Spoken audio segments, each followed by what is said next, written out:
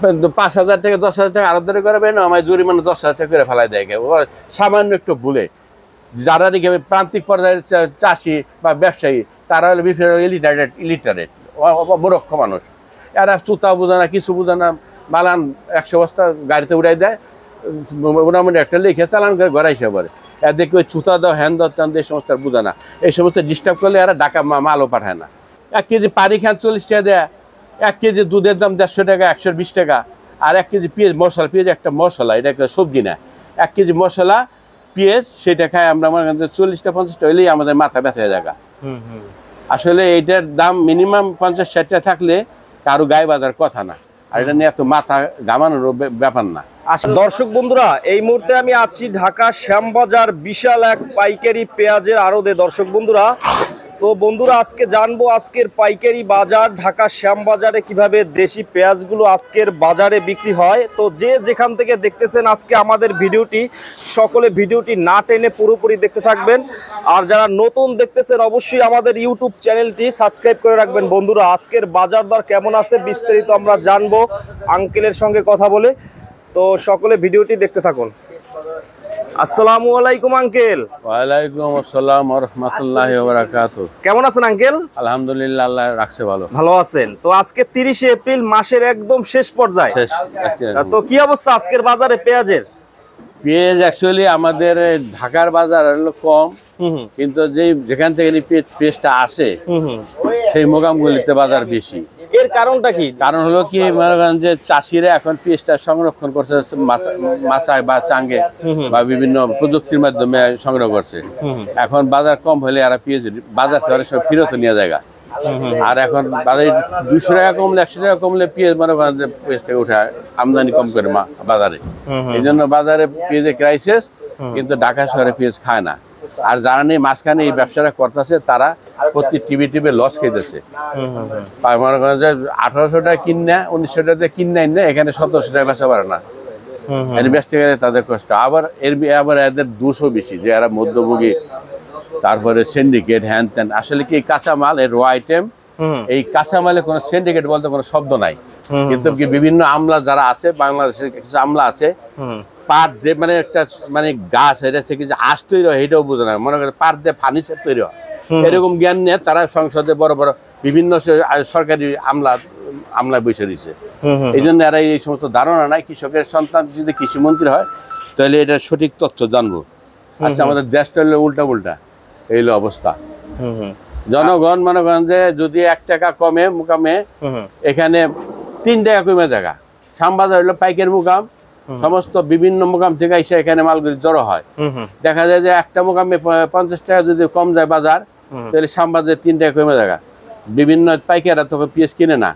আর যারা খুচরা পর্যায়ে আছে তাদের ওই যে আজকাল তো মানে মিডিয়া এমন একটা মানে মধ্যম হয়ে গেছে, একের যে 2 কেজি পেঁয়াজ কিনে সেও মানে মোবাইলটা খুইলা ইউটিউব দেখে তারপরে বাজার দেখে বাজার কমে গেছে, আজকে তখন সে কিনে না।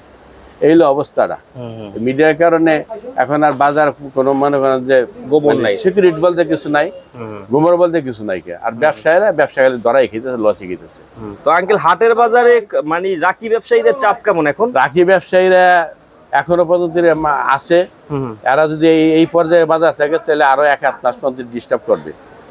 তারপরে যদি বাজার যদি মনে করেন যে এই 60-এর উপরে জায়গা, তখন রাখি এলারা রাখবে না, কম রাখবে। হ্যাঁ, কম রাখবি না। তখন তারা সময় খুঁজে যখন কম থাকে তখন সংগ্রহ করে। বাজারটা একটু কমলেই তখন রাখি এলারা ভিড় জমায়। আর দাঁড়ানি ব্যাপারী দাঁড়ানো এখান থেকে মালটা কিনে বিভিন্ন মোকামে মানে পাঠায়, সরবরাহ করে।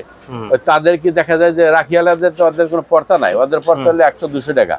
আর ওই যে দাঁড়ানি ব্যাপারী তারা হলে 8 আনা লাভ হলে 4 আনা লাভ হলে তারা মাল কিনে, কিন্তু রাখি আলাদা বাজার উঠাই দেয়। পরে ওদের তালে ব্যাপারে মাল কিনে, পরে ব্যাপারে প্রতিটা টিভি লস খেয়েছে। এইভাবে ব্যাপারী ধ্বংস হয়ে যেতেছে। এমন এইভাবে ধ্বংস হইতে থাকতে দেখা যাবে একসময় ব্যাপারী সংকট করে দেবো, সরবরাহ তখন কমে যাবো বাংলাদেশ শ্যামবাজারের বিভিন্ন বড় বড় মোকাম। আমরা দেখলাম এই 2-3 দিন আগে 47-48 টাকা ছিল, আজকে মনে হয় একটু কম এসছে। 47-48 টাকা, আজকে 44-45 টাকা বিকতে আছে। তারপরে মানে বেচা কিনা খুব কম। কিন্তু যার এই মালটা কেনার পর হলে মনে করেন যে 50 টাকা 49 টাকা মানে এখানে এসে মানে পড়ছে, সেই মালটা এখন 3 টাকা 4 টাকা 5 টাকা লসে বিক্রি করতেছে, তারপরে নেওয়ার কাস্টমার নাই। আর মানুষ মনে করেন যে মানে একটা গড় তো সীমিত, এটা তো আর জমি না, মাঠ না, এখানে মনে করেন যে 500 700 800 বস্তা রাখা যায়, 1000 বস্তা রাখা যায়, অনেক ঘরে 100 বস্তা জায়গা হয় না, কিন্তু রাখাও কষ্ট হইতেছে মাল। যদি সরবরাহ না করতে পারি তাহলে তো মাল, মানুষের মাল, ব্যাপারীদের মাল নামাইতেও আমরা কষ্ট পাইতেছি। আর এর মধ্যে আবার আমাদের মনে করেন যে ভোক্তা অধিকার সংস্থা থেকে এসে আমাদেরকে ডিস্টার্ব করে যে আমরা কেন দাম বাড়াইলাম। আর দাম বলতে আমাদের কিছু, আমরা কমিশন এজেন্ট, আমাদের মনে করেন যে 20 টাকা বেচলো যেই কমিশন পাবো, 200 টাকা বেচলো একই কমিশন পাবো, আমাদের কোনো লাভ এবং লস কোনোটাই নাই। কিন্তু আমাদের জব যেটার বোঝাটা অনেক বেশি, এই জন্য আমাদের এই ব্যবসা থেকে আমাদের বঞ্চিত মানে সরে যেতে ইচ্ছে করে, এদের জ্বালা যন্ত্রণা। এরপর অনেক বছর ব্যবসা করেন, ব্যবসার সুনাম নিয়ে টিকা থাকতে যেতে যেতে আমাদের মেরুদণ্ড ব্যাগা যেতেছে গা। 5,000 টাকা 10,000 টাকা আরো ধরে করবে না, আমার জরিমানা 10,000 টাকা করে ফেলাই দেয় সামান্য একটু ভুলে। যারা নাকি প্রান্তিক পর্যায়ের চাষি বা ব্যবসায়ী, তারা হলো বিভিন্ন ইলিটারেট মূর্খ মানুষ, এরা চুতা বোঝে না, কিছু বোঝে না, মালান 100 বস্তা গাড়িতে উড়াই দেয়, মোটামুটি একটা লিখে চালান করে ঘরে এসে পড়ে। এদেরকে ওই চুতা দাও, হ্যান দাও, তেন এই সমস্ত বোঝে না। এই সমস্ত ডিস্টার্ব করলে এরা ঢাকা মালও পাঠায় না, এই কারণে ঢাকা মাল না পাঠায় বিভিন্ন অন্য মোকামে পাঠায় দেয়। আমরা এই মাল থেকেও বঞ্চিত হইতেছি আড়তদাররা, ঢাকার আড়তদাররা। আর এই যে 50 টাকা 60 টাকা বাজার, এটা নট সাফিসিয়েন্ট, এটা অতিরিক্ত বেশিও না, একেবারে অতিরিক্ত কমন একটা মানানসই বাজার আছে। এটা ভোক্তাদের জন্য ভালো, যারা মানে চাষি তাদের জন্য ভালো, সবাই মনে করেন যে সহানুপাদানে আছে। যদি অতিরিক্ত হয় তাহলে আমরাই তখন এই মেসেজ দিব ভোক্তা অধিকার সংস্থাকে। কারণ এখন যে পর্যায়ে আছে, এটা আলহামদুলিল্লাহ এই পর্যায়ে থাকলে কোনো ক্রেতার মনে করেন যে 1 কেজি পানি খান 40 টাকা দেয়া, 1 কেজি দুধের দাম 150 টাকা 120 টাকা, আর 1 কেজি পেঁয়াজ মশলা, পেঁয়াজ একটা মশলা, এটা সবজি না, 1 কেজি মশলা পেঁয়াজ সেটা খায় আমরা মনে করেন 40টা 50টা হইলেই আমাদের মাথা ব্যথা হয়ে যায়। আসলে এইটার দাম মিনিমাম 50-60 টাকা থাকলে কারো গায়ে বাঁধার কথা না, আর এটা নিয়ে এত মাথা ঘামানোর ব্যাপার না। 80-90 টাকা হইলে যখন মনে করেন যে এই যে গত এই যে মানে 6 মাস 7 মাস আগে বুড়িগাড়া পেঁয়াজ যেটা বলে শীতকালীন যে পেঁয়াজটা গেল ডিসেম্বর মাসে, এই পেঁয়াজটার কস্টিং পড়ছে আপনি 70 টাকা 60 থেকে 70 টাকা, সেই পেঁয়াজগুলো 25 টাকা 20 টাকা বিক্রি যে করলো, তখন তো ভোক্তা অধিকার সংস্থা একদিন আসতো না একটা কৌশল জানতে চাষিরা কি অবস্থা আছে, তখন আসে না। আর আড়তদার কি অবস্থা তাও তখন আসে না, জানতে চেষ্টা করে না। 5 টাকা বাড়লে তখন মনে করেন যে সব মানে এখানে পরে। আর 1 কেজি সোয়াবিন তেল 155-60 টাকা দেখায়, ওইটা দেখার কোনো বিষয় না। 190 টাকা 1 কেজি সোয়াবিন তেল খায়, চিনি 1 কেজির দাম 1 কেজি 160 টাকা, ওইটা দেখার কোনো বিষয় না। কিন্তু আমাদের পেঁয়াজ এই আইটেমের ভিতরে যত সব জামালা। এই রসুন আপনার 5,000 টাকা মন হয়েছিল, এখন রসুন 1 বছর মনে হয় 3200-250 টাকা মনে, 2,000 টাকা মানে মনে নাই। কিন্তু এখন যারা ব্যবসায়ী, যারা মনে করেন যে মিডল ম্যান, যারা যে সরবরাহকারী, তাদের অবস্থাটা কি? রাখিয়ালার তো মনে করেন রাখিয়ে তারা বেচবে আরো 6 মাস 9 মাস পরে, কিন্তু যারা যে আইনে যে বিক্রি, তাদের তো অবস্থা খারাপ, তাদের তো 1 কেজিতে 30-40 টাকা 50 টাকা লস হইতেছে। এইগুলো দেখার কেউ নাই। এই জন্য আমি মনে করি যে আমি ভোক্তা অধিকার সংস্থা বা যারা নিয়ে এই বিষয়ে যারা সংশ্লিষ্ট আছে, তাদেরকে আমি আহ্বান করতে চাই যে আপনারা প্রান্তিক পর্যায়ে বিভিন্ন গ্রামের হাটগুলিতে যায় তদারকি করেন। তদারকি করে পেঁয়াজগুলি এখন হলো চাষিদের হাতে, চাষিদের মাছানে, তাদের চাঙে, ওইখানে তারা যদি বাজার যদি কয় যে তারা মাল নামাবে না, তাহলে তারা বাজার বাড়াবে, আর তারা যদি কয় যে মাল বেচবে তাহলে বাজার তারা কমাতে পারে। একমাত্র চাষিদের হাতেই একমাত্র ক্ষমতা, ব্যবসায়ীদের কাছে কোনো ক্ষমতা নাই। আর আড়তদার তো মনে করেন যে এটা একটা শুধুমাত্র মানে কমিশন এজেন্ট, এখানে তাদের কিন্তু ক্ষমতাই নেই। এই হলো অবস্থা।